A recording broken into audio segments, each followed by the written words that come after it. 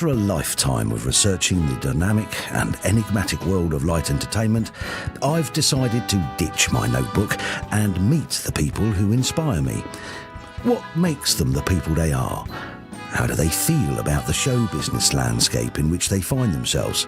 And in a world where anyone can be a star, is there still a need for performers who have universal appeal? Come with me on a journey of discovery as I get a unique insight into Britain's favourite stars with a little help from my glamorous assistants. Yeah, well, I say glamorous, more like hazardous.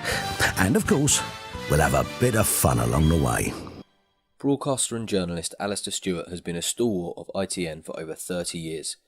First as a newscaster for Channel 4 News before becoming one of the leading anchors for the ITV National News, making him the longest serving male news broadcaster in Britain. Beyond the news, Alistair Stewart has fronted factual entertainment series including Police Camera Action and GMTV.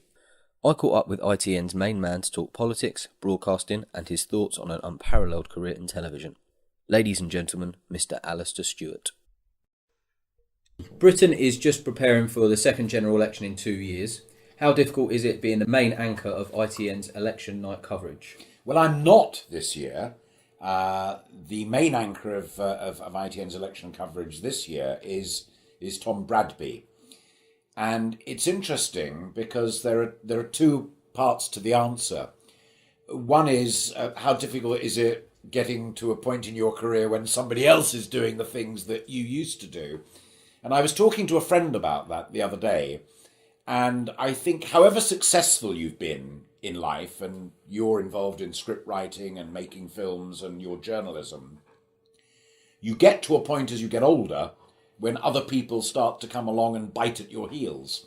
And that's quite difficult to deal with, emotionally and psychologically.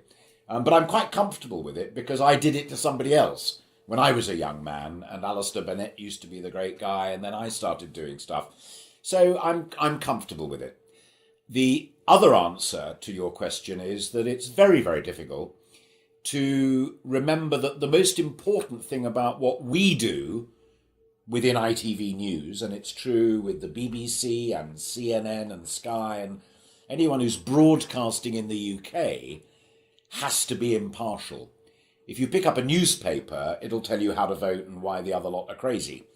But within television and radio, we're governed by certain rules that say, no, you just report the facts and then you leave people to make their own minds up. And we all have very strongly held views about the big issues of the day, but that's the most important discipline. And I actually embrace it because it's a part of our democracy, letting people make up their own minds. So I'm very excited about it, but my role will be different. I'm doing daily programmes rather than the overnight results programme. So you've been a newscaster for ITN for over 30 years. In that time, you've experienced great highs and torrid lows, from national disasters to evil dictators. What would you say is the most poignant event you've witnessed? I think the most poignant event, and it's a beautiful word, was probably the siege of the school in the Caucasus in a little town called Beslan, which I don't think anyone I'd ever met in my entire life had ever heard of. And I'm not sure that many had even heard of South Ossetia, which is one of the small nation states within the Caucasus region. And it was part of the great struggle between those who use Islam, in my view, as an excuse for their political ambitions, and those defending the great nation state of Russia. And they seized a school hall, which was on the first day of school, and there were lots and lots of very young children turning up for their first day at school with their brothers and sisters, mums and dads, grandmas, that lovely Russian word babushka, grandma. And they were held captive for nearly 2 days. And in the end, special forces seized it and released the children. But 188 of those children died. And in all, I think nearly 300 people were killed. And we were covering that in the days of rolling news when ITV had a version of Sky and CNN. And I was on duty for nearly 4 hours, and it literally broke my heart. The images of those young children and the heartbroken parents and the friends and survivors. I think also poignant but most significant as a story that I covered was the fall of the Berlin Wall in 1989, when the great struggle between the East and the West, communism, capitalism, the Cold War and what have you, came to an end. What followed it was partly the struggle that Beslan signified, a different struggle, the Gulf War, Al-Qaeda, so-called Islamic State. But back in 1989, I'd grown up, my father was in the Royal Air Force, so I'd grown up with the Cold War and that great East-West struggle. And when the wall came down and the people who lived in East Berlin could come over to the West and the country was reunited and the other communist countries bit by bit fell, not by war but by democracy, I thought that was a phenomenal event in modern history and was the most significant story I think I covered. But the most poignant, to use your lovely word, Josh, was without doubt Beslan. BBC and ITV have always differed in their approaches to programme making. If you were to briefly sum up those changes, what would they be? It's a very, very tough question, and politicians always say that when they're thinking of an answer, but I think I know the answer after many, many years. And it's got everything to do with style and very little to do with content. I think both sides treat the big stories of the day with equal respect, but stylistically we might be a bit more sassy, to use a good word. We might be a bit more populist, and I know that's got other connotations, like the tabloids, and I don't mean it in that sense. I just mean what ordinary folk are talking about and caring about. Today's an interesting example. Here we are chatting the day after a little 11-year-old girl was killed at a theme park ride, and also on the day that the general election is talking about education and about the Conservatives allegedly fiddling their expenses back in 2015, but the police said no, there aren't grounds for prosecution, or the Crown Prosecution Service said that. The BBC led on that, and we led on the little girl, because we now know what her name is, and we heard from her parents and her headmistress. And we just felt at lunchtime that was the story that more people would be talking about.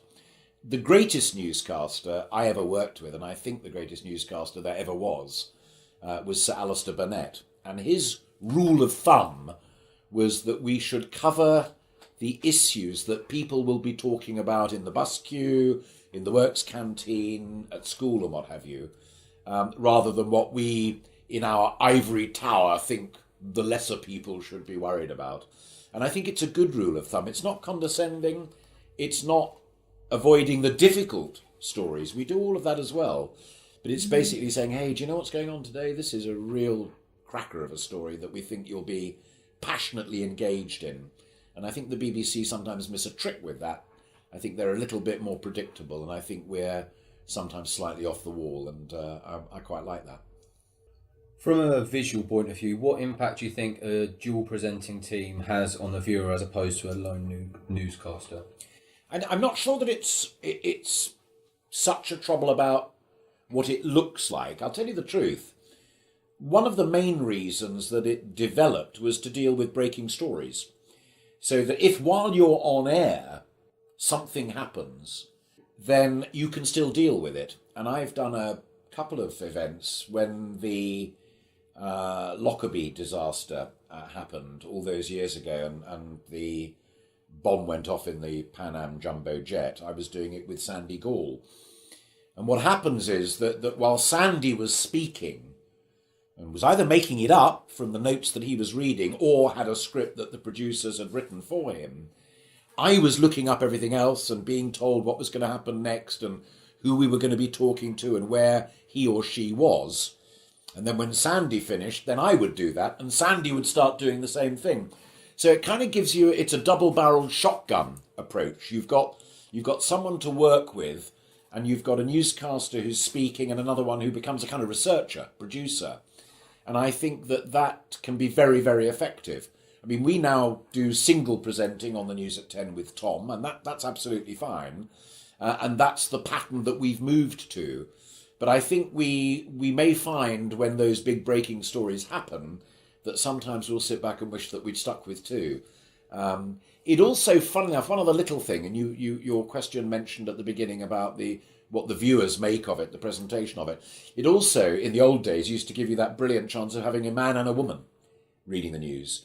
And gender balance, I think, is important. I genuinely do. I mean, we employ very good women in the past. We've employed them going right back to Selina Scott, and Julie Etchingham is now with us, and we also have worked alongside terrific people in the past like Carol Barnes. And they were only ever newscasters because they were very good journalists. They happened to be women. But it was quite nice saying, here's a bloke doing his bit and here's a woman doing her bit. And I quite like that as well, because I don't think news is simply something for men in grey suits, and in my case with grey hair. What's still the thrill of live TV for you? The thrill of television news is that literally no day is the same. I never have to go to work thinking I've got to sell another 10 insurance policies today or hang another 10 doors on a motor car out in Dagenham. I always know that when I go in, whatever I heard last thing last night, which was Mr. Trump and sacking Mr. Comey, the FBI director, that there'll be developments on that. There'll be other stories that I had no idea were going to happen. And that's very, very exciting. I think also the thrill of it, to be more specific in answer to your question, is the thrill of the responsibility of millions of people, literally, over the week, saying, oh, it's 1:30, or oh, it's 6:30, and I'm going to listen to that Alistair Stewart tell me what's been happening in the last 12 hours. And if you sit down quietly on your own and think about that, it is a terrifying responsibility, but it's also a great thrill. It's like Lewis Hamilton must feel when he sits down behind the wheel of his Mercedes motor car. Someone's trusted me with this extraordinary responsibility and this extraordinary bit of kit, and I better get it right. So I still get an absolute buzz that every day is different, and I get a phenomenal surge from thinking, they trust me, they believe me, and I better get it right. In terms of icons of political journalism, Britain has had more than its fair share. I'm thinking about Robin Day, Alistair Burnett and Richard Dimbleby. How important were these figures on the direction of broadcast journalism?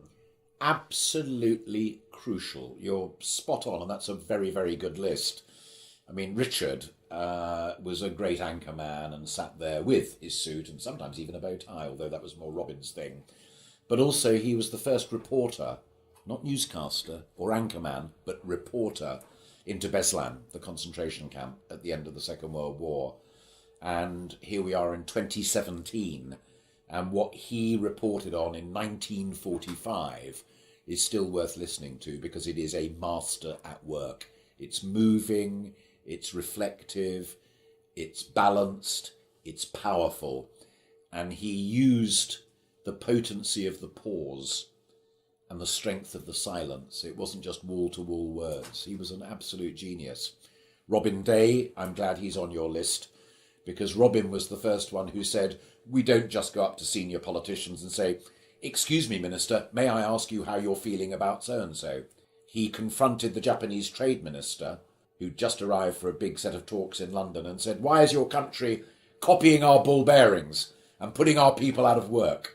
And the Japanese trade minister looked as if someone had told him to go in the corner and commit suicide. It was an amazing point, a breakthrough point in how television journalism is done. And Burnett, as I said to you earlier, was a very, very dear friend. I was one of the two speakers at his memorial service with my other dear friend, Andrew Neil, who worked with him at The Economist, and I worked with him at ITV News for years and years. He was first and foremost a gentleman. He wasn't an egotist. He wasn't some vanity superstar. In fact, he always said, never forget that it's the news that's the star, not the person reading it out. His work rate was phenomenal. He never went into the studio without knowing everything that you would want to know about a budget, about a general election, about whatever it might be. He respected his colleagues. He was very kind and very supportive. He respected young people like me on the way up, but if we put a foot wrong, he'd tell you very gently and very quietly. And also, he knew as much about football, particularly Partick Thistle, that was his club, but he knew as much about football as he did about politics. Because again, it was his great belief that we're there to serve ordinary people. And he didn't mean that as condescendingly ordinary. He talked about the plain folk, just ordinary men and women going about their daily business, trying to make a living, trying to survive. We weren't doing a programme that was just for really clever people who all went to Oxford and Cambridge. We were doing it right across the spectrum. And so I think, as I say, David set standards as a reporter-presenter, Robin set standards as a presenter-interviewer, and Alistair just wrote the textbook on it. They're great. And there have been many since, but those three, I would say, were brilliant. There's one other I'd just add to the list, because it's quite amusing, is Christopher Chataway, who was one of the first ITV News readers, who was also an MP and a junior minister, and was one of the team who helped break the 4-minute mile barrier. So that's not a bad CV, is it? Beyond the news, for 15 years you fronted ITV's Police Camera Action. How do you think this show set the benchmark for fly-on-the-wall action programmes, which we see quite a lot of today? We do, and I think a lot of them have been a bit downhill since then. I mean, I enjoyed doing it, and we found a programme that a police officer had presented, and the clips were just amazing. But his presentation style was a bit sort of stultified. And he was a brilliant policeman, and I wouldn't be a very good policeman, but my presentation style was maybe a bit more accessible. And we worked very closely with the police because we couldn't make the programme without them giving us the clips. And our driver, no pun intended, was always, are people going to learn something from this as well as be entertained? So here's a crazy thing that somebody's done. Oh, look at what he's just done. He's... But watching it, you'll think, blimey, I'm never going to do that. And so I think it had some merit. And I think nowadays, I mean, we don't do it anymore because we think it ran its time. But I think nowadays, sometimes it's just the crash stuff and it's pure entertainment. So I think as a reality programme, it was honourable. And it did phenomenal business for, as you say, the best part of a decade. But I think it's had its day.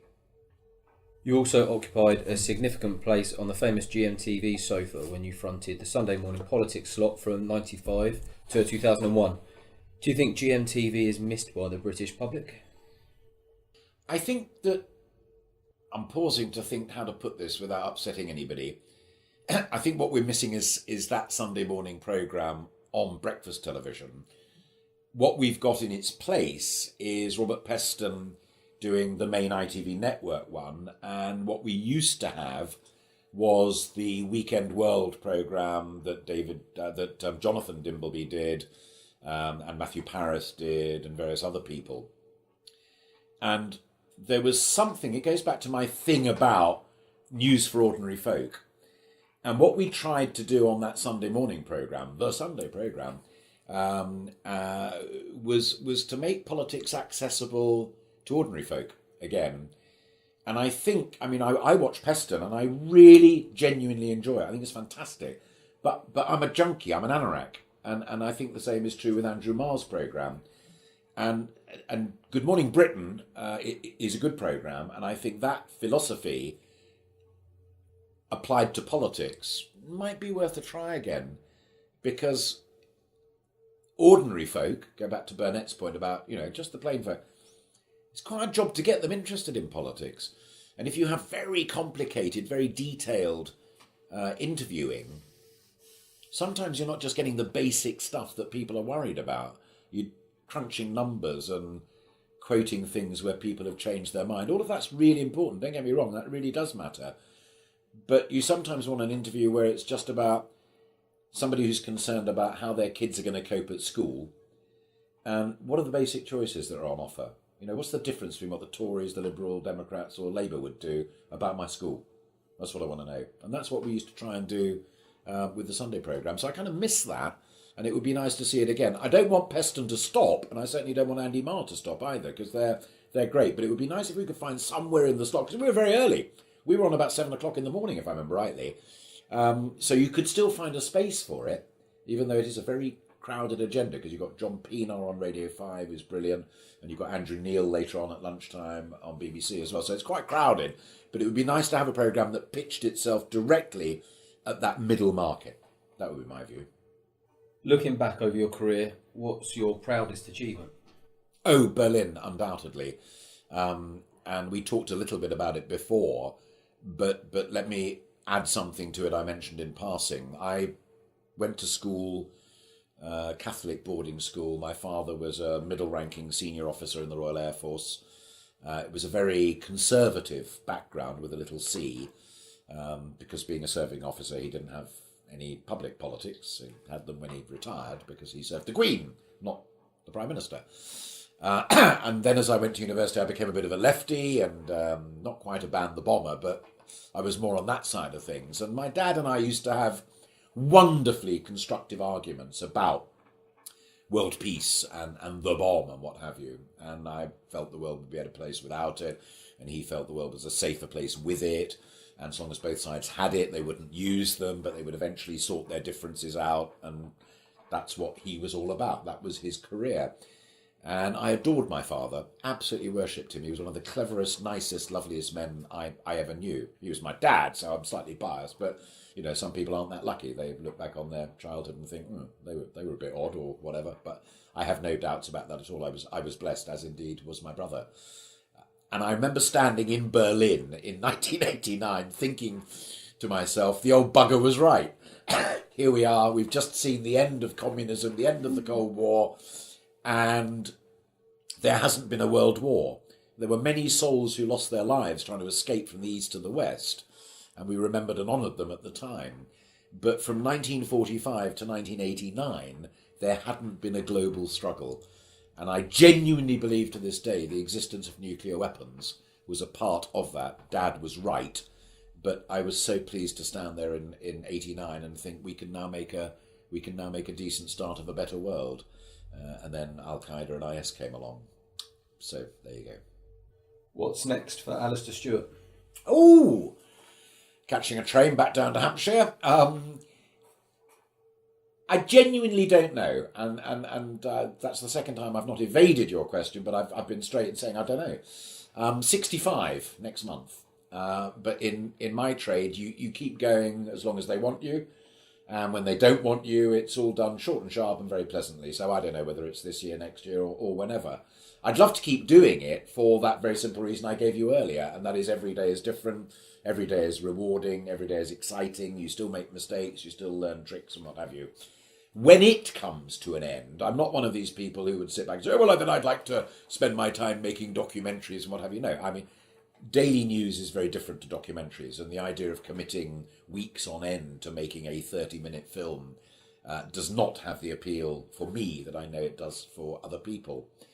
The thing I probably love most and don't do enough of in my business is actual writing. I love writing, and I did when I was at school doing GCSE, O-level as it was called in those days, English and A-level. I did economics at university, but A-level English was probably my favourite moment of study. Reading great literature and writing. And I'd quite like to have a go at doing some writing. In an ideal world, I guess maybe writing a column for one of the Sunday papers so I could suddenly stop all of the impartiality that I love at the moment, because I don't work. When it happens, I won't no longer work for ITN. I'll be just Alistair Stewart. And to be able to then say, look, I'll tell you what I really think about the Conservatives, the Labour Party, education policy, health, care, all of those issues that you and I have talked about, Josh.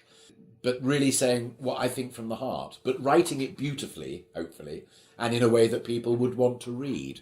And I look at the work that people like Janan Ganesh write in the Financial Times, and John Rentoul in The Independent, Philip Collins in the Times. I would cite as three very good examples. You just read their pieces, you learn so much, but they teach you in a beautifully elegant way. And that's quite an ambition. And I guess that would be my ambition. But for the time being, I'd like to keep going a bit longer if I can.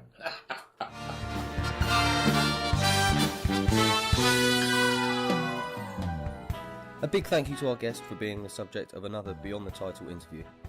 If you like this, why not browse the website and see if there's anything else that takes your fancy. Don't forget to like our Facebook page to receive updates of forthcoming interviews and to see more information about me and what I do. Thanks again, and hopefully see you next time for another Beyond the Title interview.